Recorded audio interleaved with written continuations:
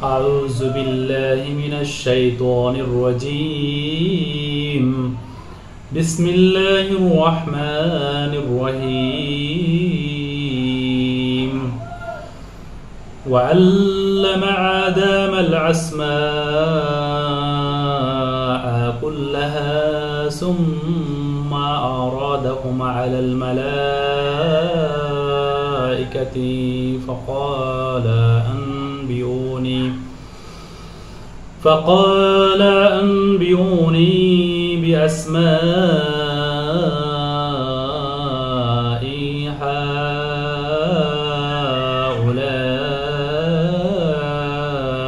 إن كنتم صادقين। অর্থ, তিনি আদমকে সব নাম শিক্ষা দিয়েছেন, তারপর ফেরেশতাদের সামনে উপস্থাপন করলেন। সুতরাং তিনি বললেন, তোমরা আমাকে এগুলোর নাম বলো যদি তোমরা সত্যবাদী হও। সূরা আল বাকারা আয়াত 31। وعلم آدم الأسماء كلها ثم عرضهم على الملائكة।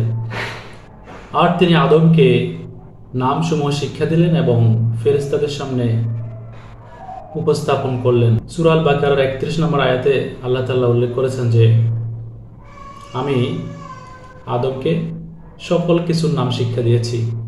আমরা যদি এর পূর্ব আয়াতে যাই, আল্লাহ তাআলা সূরা আল বাকারার 30 নম্বর আয়াতে বলেছেন যে আমি খলিফা সৃষ্টি করতেছি। ফেরেশতাদেরকে যখন বললেন, ফেরেশতারা তখন বলেছে যে আপনি কি এমন কাউকে সৃষ্টি করবেন জমিনে যিনি ফাসাদ সৃষ্টি করবে, রক্তপাত ঘটাবে?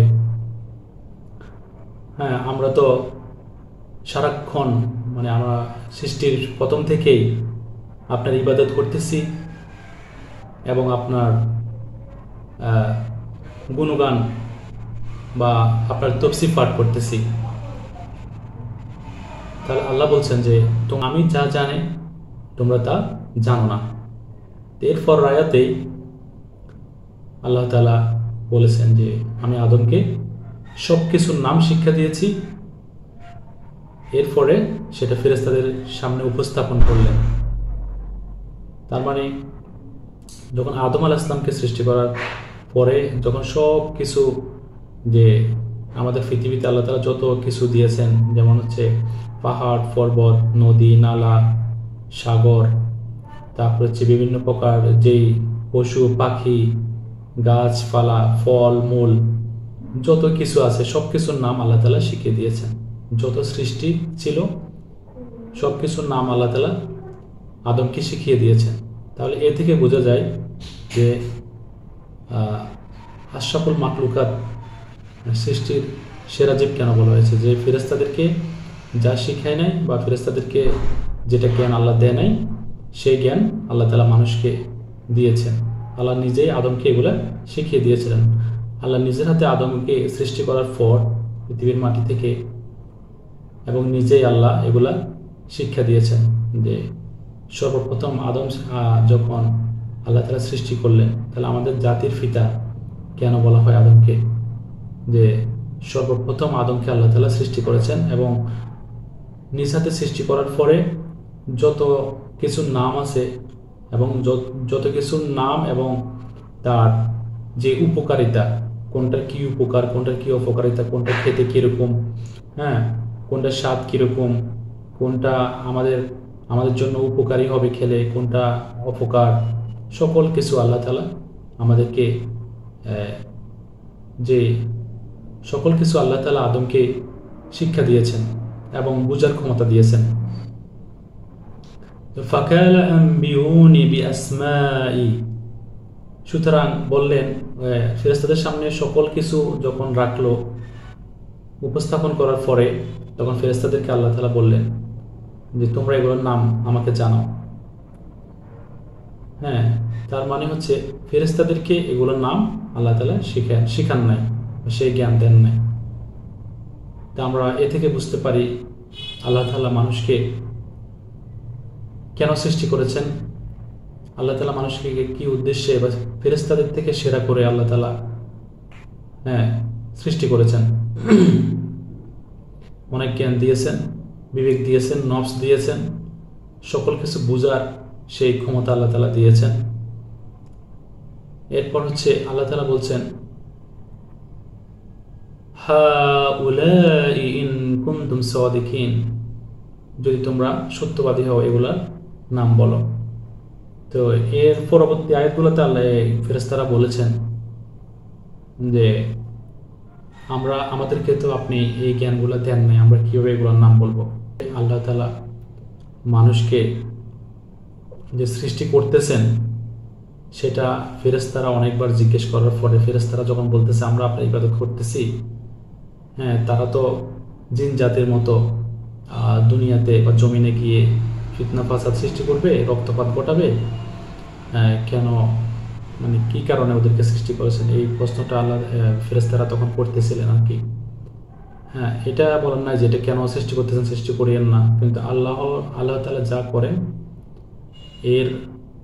আল্লাহ তাআলা যা সৃষ্টি করেন কারো পরামর্শ নিয়ে করেন না। যিনি সৃষ্টিকর্তা তিনি অবশ্যই জানেন যে কোনটা সৃষ্টির মাধ্যমে আল্লাহ তাআলা কোন কল্যাণ রেখেছেন, কাকে কী নিয়ামত দান করতেছেন। যে সর্বপ্রথম সৃষ্টি করেছেন, সৃষ্টি করার পরে নাম শিক্ষা দিয়েছেন, নাম শিক্ষা দেওয়ার পরে আমাদের ফেরেশতাদেরকে যখন সামনে উপস্থাপন করলেন, ফেরেশতারা বলতেছিল যে ওনারা তো আদম সৃষ্টি করতেছেন, যে ওরা তো আপনার জমিনে গিয়ে ফাসাদ সৃষ্টি করবে, রক্তপাত করবে, হানাহানি করবে, যুদ্ধ বিগ্রহ করবে। আল্লাহ তাআলা ওদেরকে তখন বলছেন, আমি যা জানি তোমরা তা জানো না। যে আদমকে সৃষ্টির সেরা হিসাবে, তো আদমকে সৃষ্টির সেরা জীব হিসাবে বা